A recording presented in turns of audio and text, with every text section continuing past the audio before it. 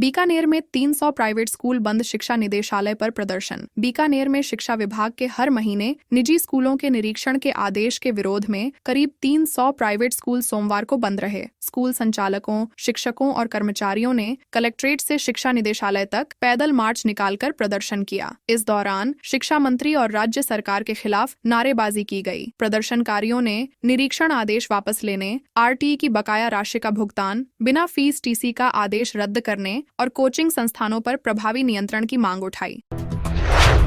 सरकार ने हाईकोर्ट में बताई पंचायत निकाय चुनाव की तारीख। राजस्थान में पंचायत और निकाय चुनाव को लेकर लंबे समय से चल रहा इंतजार खत्म हो गया है। हाईकोर्ट की सख्ती के बाद सरकार ने चुनाव कार्यक्रम कोर्ट के सामने पेश किया। सरकार के अनुसार 17 अगस्त को निकाय चुनाव और 23 सितंबर को पंचायत चुनाव की घोषणा की जाएगी। पहले निकाय चुनाव होंगे, उसके बाद पंचायत चुनाव कराए जाएंगे। मुख्य सचिव की अध्यक्षता में हुई बैठक के बाद यह कार्यक्रम तय किया गया।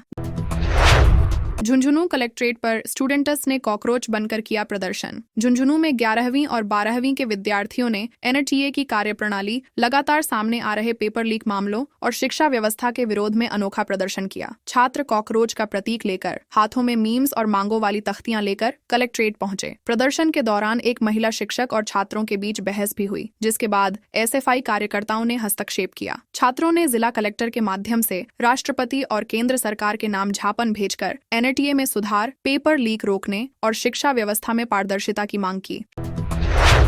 शराब की दुकान में घुसा लेपर्ड, 3 लोगों पर किया हमला। टोंक जिले के टोडा रायसिंह कस्बे में सोमवार सुबह एक लेपर्ड शराब की दुकान में घुस गया और 3 लोगों पर हमला कर दिया। पहले उसने झाड़ियों के पास पहुंचे वन मित्र पर हमला किया, फिर दुकान के बाहर बैठे एक व्यक्ति को घायल कर दिया। इसके बाद वह शराब की दुकान में घुसकर सेल्समैन पर भी हमला कर बैठा। सेल्समैन ने हिम्मत दिखाते हुए लेपर्ड को दुकान के अंदर बंद कर दिया। जयपुर से पहुंची वन विभाग की टीम ने करीब 5 घंटे बाद उसका सुरक्षित रेस्क्यू किया।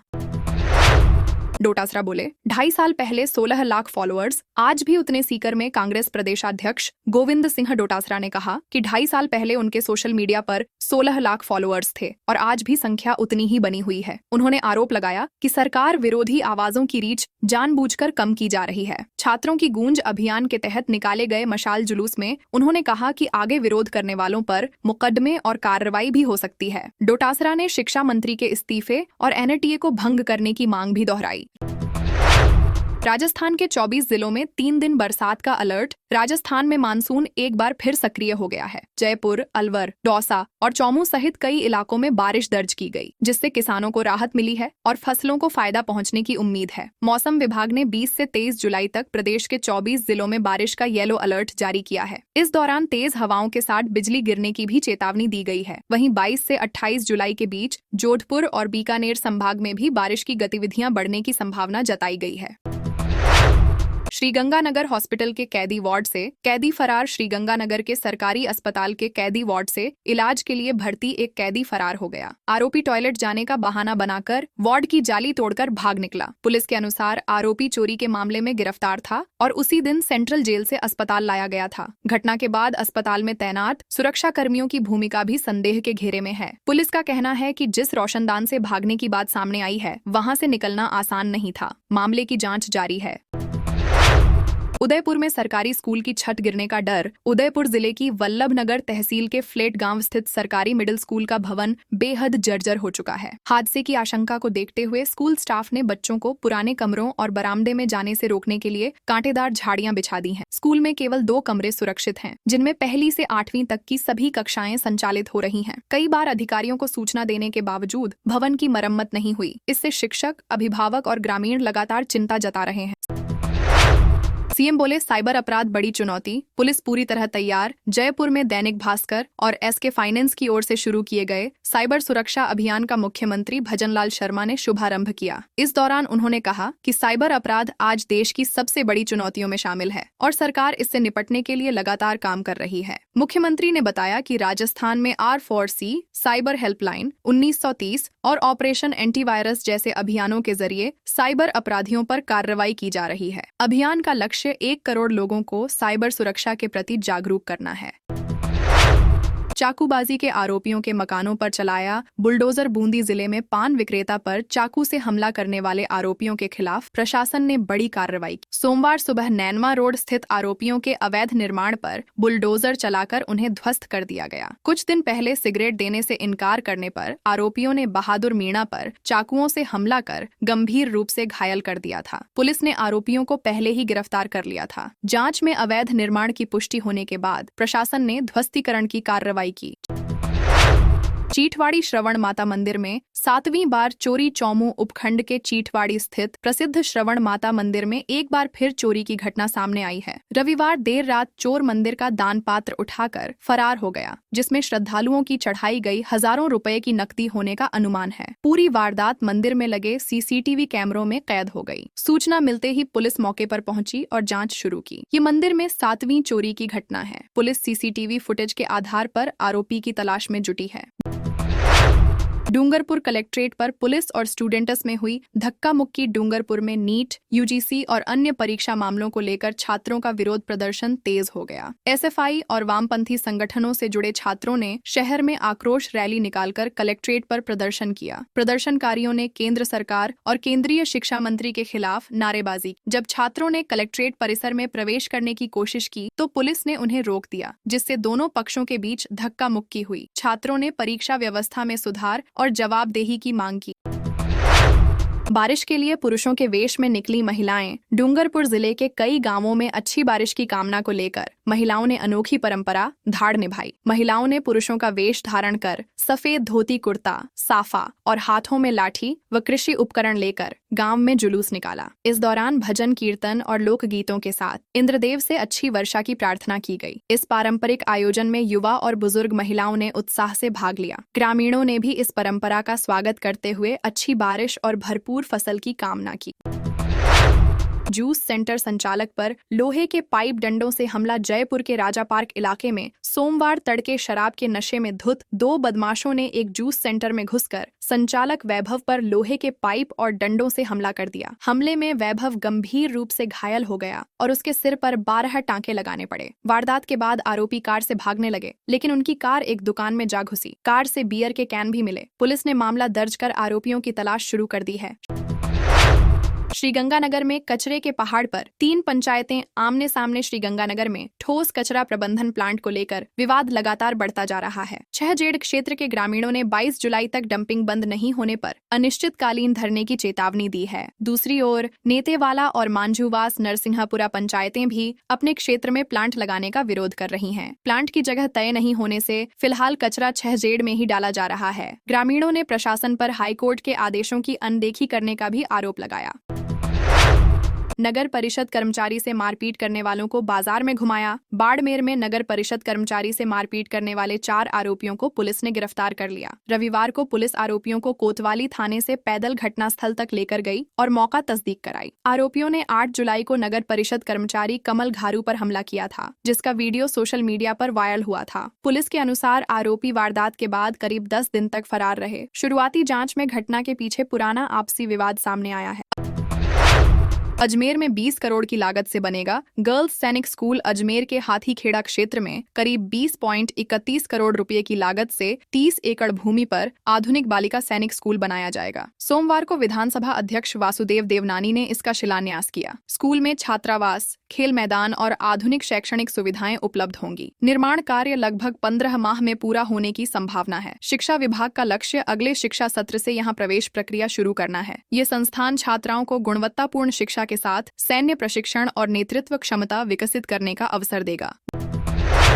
दिया कुमारी बोली, शेखावाटी भरतपुर पुष्कर भी बने वेडिंग डेस्टिनेशन। उप मुख्यमंत्री दिया कुमारी ने कहा कि जयपुर, जोधपुर और उदयपुर की तरह अब शेखावाटी, भरतपुर, पुष्कर, जैसलमेर और बांसवाड़ा डूंगरपुर को भी वेडिंग डेस्टिनेशन के रूप में विकसित किया जाएगा। उन्होंने यह बात जयपुर के फेयरमाउंट होटल में आयोजित international wedding and tourism conclave के उद्घाटन अवसर पर कही। 2 दिवसीय कार्यक्रम में भारत और विदेशों से 600 से अधिक प्रतिनिधि शामिल हुए। सम्मेलन में पर्यटन, वेडिंग इंडस्ट्री, हॉस्पिटैलिटी और नए व्यावसायिक अवसरों पर विस्तार से चर्चा की जा रही है। जेएलओ भर्ती एग्जाम 3 दिन पहले अपलोड होंगे एडमिट कार्ड। राजस्थान लोक सेवा आयोग की ओर से कनिष्ठ विधि अधिकारी भर्ती 2025 की परीक्षा 26 और 27 जुलाई को जयपुर में 2 पारियों में आयोजित होगी। आयोग ने बताया कि एडमिट कार्ड 23 जुलाई को आयोग की वेबसाइट और एसएसओ पोर्टल पर जारी किए जाएंगे। अभ्यर्थियों को परीक्षा शुरू होने से 60 मिनट पहले तक ही प्रवेश मिलेगा। हर प्रश्न पत्र में ओएमआर शीट के 5वें विकल्प को भरने के लिए 10 मिनट का अतिरिक्त समय दिया जाएगा। आयोग ने समय से पहले परीक्षा केंद्र पहुंचने की सलाह दी है। हाई रिस्क गर्भवती महिलाओं पर रहेगी हर तीसरे दिन नजर। राजस्थान सरकार ने मातृ एवं शिशु मृत्यु दर कम करने के लिए हाई रिस्क गर्भवती महिलाओं की विशेष निगरानी के निर्देश दिए हैं। मुख्य सचिव वी श्रीनिवास ने सभी जिलों के अधिकारियों के साथ समीक्षा बैठक में कहा कि प्रत्येक हाई रिस्क गर्भवती महिला की व्यक्तिगत मॉनिटरिंग की जाए। उनकी नामवार सूची तैयार कर एएनएम और सामुदायिक स्वास्थ्य अधिकारियों से जोड़ा जाएगा। जरूरत पड़ने पर समय रहते बड़े अस्पताल में रेफर किया जाएगा। सभी जिलों में नियमित समीक्षा बैठकें भी आयोजित करने के निर्देश दिए गए हैं। मॉडिफाइड साइलेंसर हॉर्न वाली बाइक्स होंगी सीज। सीकर में अब मॉडिफाइड साइलेंसर और तेज आवाज वाले हॉर्न लगाकर चलने वाली बाइक्स के खिलाफ सख्त कार्रवाई होगी। पुलिस ऐसे वाहनों को जब्त करने के लिए विशेष अभियान चलाएगी। इसके साथ ही शहर में चलने वाले ऑयंटो के रजिस्ट्रेशन की भी जांच होगी और ट्रैफिक व्यवस्था सुधारने के लिए पार्किंग व ऑयंटो स्टैंड की नई व्यवस्था लागू की जाएगी। एसपी प्रवीण नायक नूनावत ने सीएलजी बैठक में कहा कि शहर की यातायात व्यवस्था सुधारना पुलिस की प्राथमिकता है। एलडीसी परीक्षा विवाद। एसपी बोले गिरफ्तारी के 3 दिन बाद आरोप बेतुके। जैसलमेर के चर्चित एलडीसी भर्ती परीक्षा नकल मामले में पुलिस अधीक्षक अभिषेक शिवहरे ने पहली बार आरोपों पर प्रतिक्रिया दी है। उन्होंने कहा कि गिरफ्तारी के 3 दिन बाद प्रताड़ना, कान का पर्दा फटने और गर्भपात जैसे आरोप लगाना तर्कसंगत नहीं है। पुलिस किसी भी प्रकार की बर्बरता में विश्वास नहीं रखती। एसपी ने बताया कि अदालत भी दोबारा जांच की मांग खारिज कर चुकी है। उन्होंने कहा कि मामले की निष्पक्ष जांच जारी है और दोषियों के खिलाफ सख्त कार्रवाई होगी। अलवर में मृत लोगों के नाम बनाए फर्जी पट्टे। अलवर जिले के देसूला गांव में करीब 100 करोड़ रुपए की गोचर भूमि पर फर्जी पट्टे जारी करने का मामला सामने आया है। आरोप है कि मृत लोगों के नाम पर भी पट्टे बनाकर करोड़ों रुपए का लोन लिया गया। जांच में 54 पट्टे फर्जी पाए गए, जिसके बाद संबंधित वीडियो को निलंबित किया गया। अब पूर्व सरपंच और उनके परिवार ने उप सरपंच पर ही फर्जी पट्टे बनाने और लोगों से पैसे लेने के आरोप लगाए हैं। मामले की जाँच अभी जारी है। जालोर में संत बोले आरोपी नहीं पकड़े तो लेंगे समाधि। जालोर के गोगाजी मंदिर में मूर्ति तोड़े जाने के मामले में संतों और हिंदू संगठनों का विरोध तेज हो गया है। प्रशासन को 7 दिन के भीतर आरोपियों की गिरफ्तारी का अल्टीमेटम दिया गया है। संत पवनपुरी महाराज ने चेतावनी दी कि तय समय में कार्रवाई नहीं हुई तो वे कलेक्ट्रेट के सामने समाधि लेंगे। इस मामले में पहले ही एफआईआर दर्ज हो चुकी है। संगठनों का कहना है कि यदि जल्द कार्रवाई नहीं हुई तो बड़ा आंदोलन किया जाएगा, जिसकी जिम्मेदारी प्रशासन की होगी।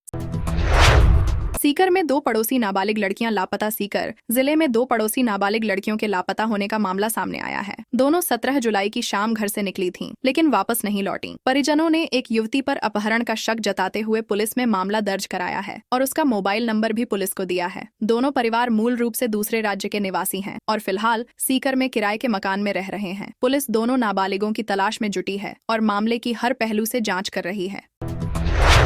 कार पर लटककर ग्रामीण ने बदमाश को पकड़वाया। अलवर में पुलिस से भाग रहे एक आरोपी को पकड़ने में एक ग्रामीण की बहादुरी सामने आई। पुलिस जब आरोपी की कार रोक रही थी तभी उसने गाड़ी तेज कर दी। सामने से आए ग्रामीण ने अपनी बाइक कार के आगे लगा दी। आरोपी ने बाइक को टक्कर मारी तो ग्रामीण कार का दरवाजा पकड़कर करीब 100 मीटर तक लटकता रहा। बाद में उसने स्टीयरिंग मोड़ दी, जिससे कार रुक गई और पुलिस ने आरोपी को गिरफ्तार कर लिया। आरोपी पर अवैध हथियार सप्लाई करने का आरोप है। इंजेक्शन लगाने पर नीला पड़ा शरीर, मुंह से निकलने लगा झाग। कोटा के रावतभाटा में बुखार से पीड़ित एक महिला की इलाज के दौरान संदिग्ध परिस्थितियों में मौत हो गई। परिजनों का आरोप है कि इंजेक्शन लगाए जाने के बाद महिला की तबीयत अचानक बिगड़ गई। उसके मुंह से झाग आने लगे और शरीर का रंग बदल गया। गंभीर हालत में उसे कोटा रेफर किया गया, जहां डॉक्टरों ने मृत घोषित कर दिया। परिजनों ने इलाज में लापरवाही का आरोप लगाते हुए निष्पक्ष जाँच की मांग की है। पुलिस मामले की जाँच कर रही है। कोटा में सिजेरियन के बाद हुई थी kidney fail. Kota medical college अस्पताल में सिजेरियन डिलीवरी के बाद महिलाओं की मौत और किडनी फेल होने के मामले में 5 प्रसूताओं का इलाज अभी भी जारी है। इनमें से 2 महिलाओं का डायलिसिस किया जा रहा है। कांग्रेस शहर जिलाध्यक्ष राखी गौतम ने अस्पताल पहुंचकर मरीजों और उनके परिजनों से मुलाकात की। उन्होंने अस्पताल प्रशासन और राज्य सरकार पर लापरवाही के आरोप लगाते हुए प्रभावित परिवारों को उचित मुआवजा और जरूरत पड़ने पर किडनी ट्रांसप्लांट की व्यवस्था करने की मांग।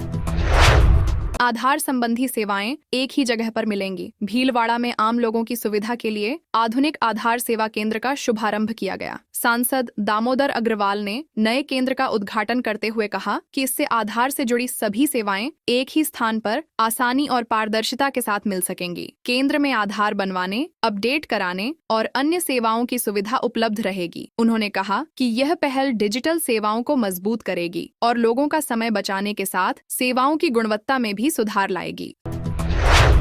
राजस्थान सीमा से 6 महीने में 254 करोड़ की हेरोइन भारत में ड्रॉप। भारत पाकिस्तान सीमा पर ड्रोन के जरिए मादक पदार्थों की तस्करी लगातार बढ़ रही है। रविवार को हिंदू मलकोट बॉर्डर पर पाकिस्तान की ओर से ड्रोन के जरिए 1 किलो हेरोइन भारतीय सीमा में गिराई गई। सुरक्षा एजेंसियों ने कार्रवाई करते हुए एक आरोपी को गिरफ्तार किया है और पूरे नेटवर्क की जांच जारी है। पुलिस के अनुसार वर्ष 2026 में अब तक ड्रोन के जरिए 45 किलो 808 ग्राम हेरोइन भारत पहुंचाई जा चुकी है, जिसकी अंतर्राष्ट्रीय बाजार में अनुमानित कीमत करीब 254 करोड़ रुपए है।